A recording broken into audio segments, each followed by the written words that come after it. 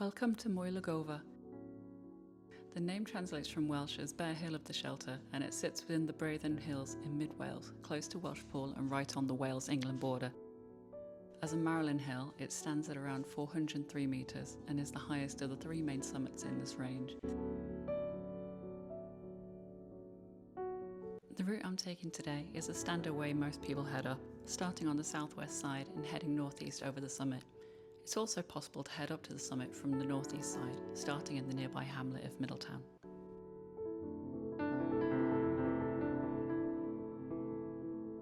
Today's solo hike begins on a steep woodland path through Forestry Commission land, sheltered and quiet with a steep but steady gradient that really gets your legs working right from the start.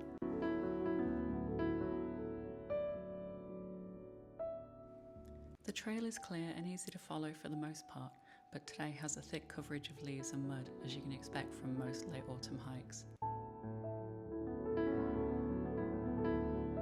This made the trail a little bit more interesting to try and navigate, especially on the incline section through the forest.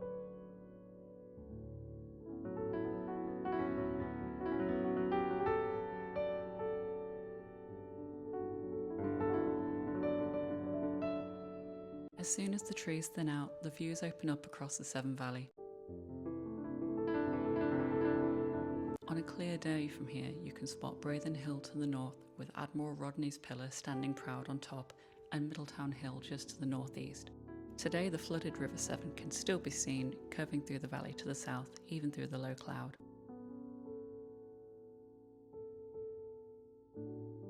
Once out of the denser forest, the terrain shifts to volcanic rockier ground as you approach the summit. This approach involves having to navigate over two sections of rock face where a bit of scrambling is required. The Moel Y Golfa scrambles, however, are not technical or exposed and so are pretty tame as far as scrambles go, but for regular hikers and hill walkers looking for their first experience of scrambling up rocky terrain, it's a perfect introduction. The first section is pretty tame, with a clear path up through the rocks that don't really involve any handholds.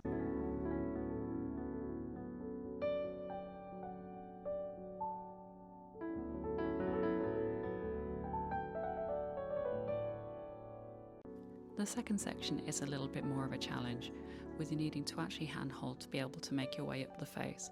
It was a bit slippery underfoot, and that made it need a little bit more concentration, but honestly it looks way worse than it is and was actually a lot of fun.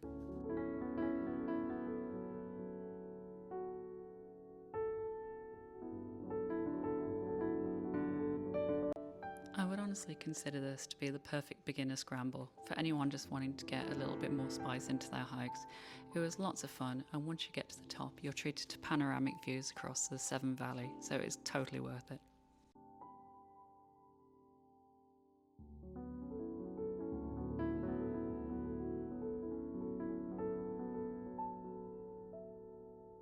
The Breidden Hills are volcanic in origin, and you can really see that character in the rocky outcrops and formations around here, so this is really a hike that has a bit of everything.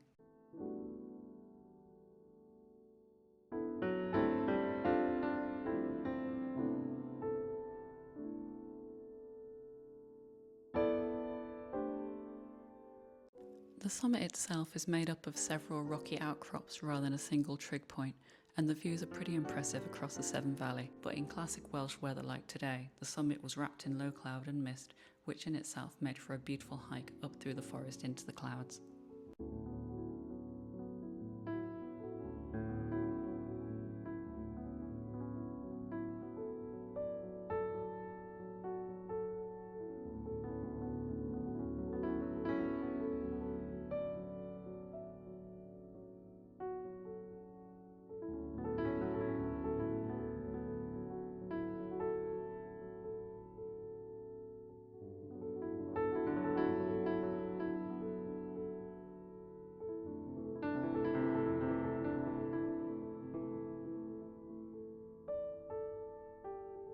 Up at the summit you'll find a stone monument serving as a memorial to two generations of Romany Gypsy leaders, father and son Ernest and Uriah Burton.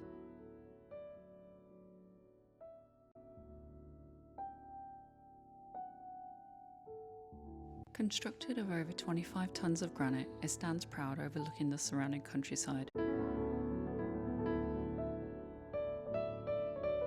Its construction involved having to drag enormous boulders all the way up the hill from Middletown.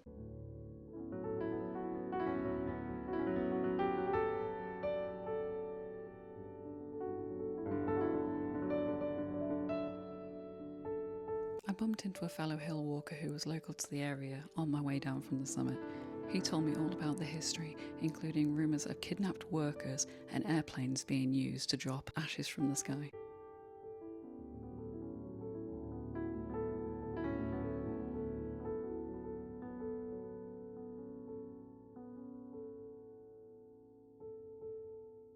While the visibility wasn't great today, on a clear day you can apparently see even the distant outline of the Cambrian Mountains and up to Cadair Idris when visibility is good.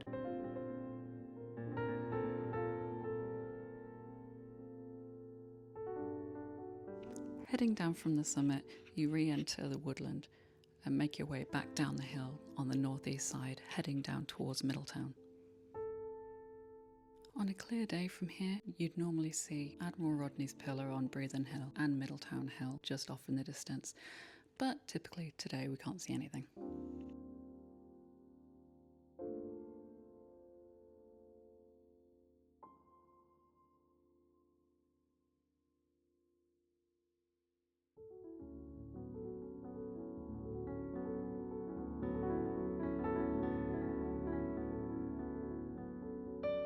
Heading further down the hill, you end up in field and farmland. This is the path where you can make your way up from Middletown, but apparently it does get quite muddy.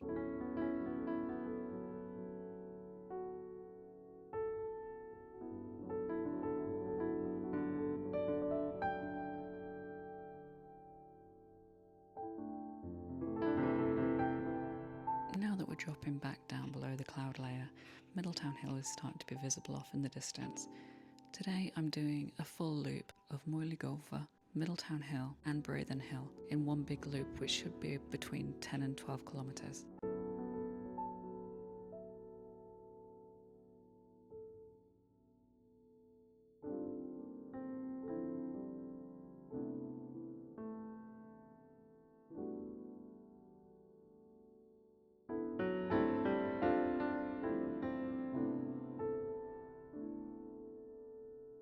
This section of trail was steep in places and slippery, so I can understand why people would have difficulty coming up Moel Y Golfa from this side.